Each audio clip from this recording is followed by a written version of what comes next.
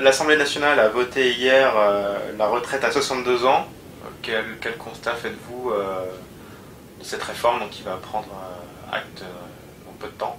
Bon bah déjà, il faut savoir que même si le PS prétendait qu'ils avaient une autre réforme, ils auraient fait exactement la même chose. Hein. Voilà. Donc moi là-dessus, j'ai une position très radicale.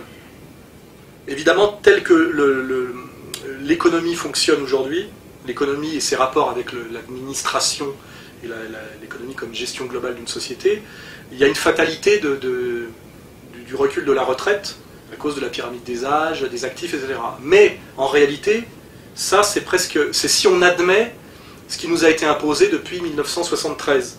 Hein.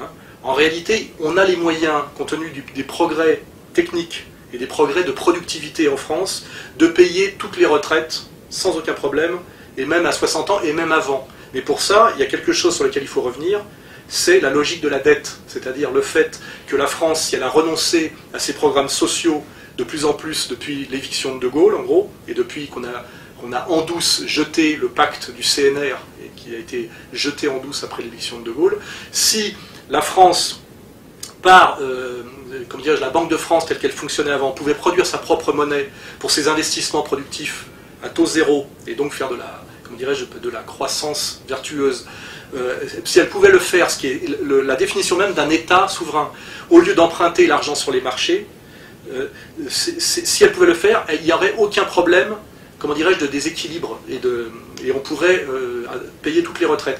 Et non seulement ça, mais normalement, un vrai chef d'État aujourd'hui qui reprendrait le pouvoir en France et qui remettrait à leur place les forces d'argent pour refaire du social, dirait: nous annulons cette logique de la dette, nous annulons la dette, qui est une spoliation et une escroquerie depuis 1973 accumulée, et ce sont même les banques qui nous doivent de l'argent, puisque maintenant, il faut depuis 1973, ils remboursent des intérêts qui n'existent pas. Et aujourd'hui, en réalité, on paye les intérêts, des intérêts, des intérêts. Si on faisait ça, il n'y a plus aucun problème pour payer les retraites. Or, c'est ça qu'il faut faire. Et je n'ai jamais entendu aucun homme politique, et surtout pas Besancenot, pas encore Marine Le Pen, mais puisqu'elle cite Maurice Allais et qu'elle s'intéresse à l'économie sérieusement, à mon avis, elle y arrivera bientôt. Je dis voilà, nous payons les retraites et annulons la dette, et annulons surtout le système de la dette. Voilà. Ces deux choses-là sont en vase communicant. Hein. Si les budgets sociaux et la politique sociale de la France a été détruite progressivement depuis 1973, c'est parce que cet argent qui allait au social va aux intérêts des banques privées. Voilà, c'est tout.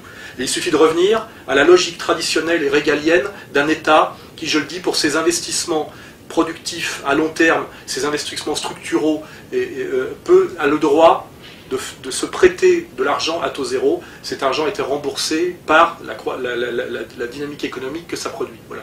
Tout le problème vient de là. Voilà. Vous pouvez réfléchir à cette question, creuser, chercher, vous verrez que tout vient de là, et que c'est la clé même du rapport gauche-droite, et en réalité du rapport capital-travail, et c'est la vraie fracture gauche-droite. Voilà. Est-ce que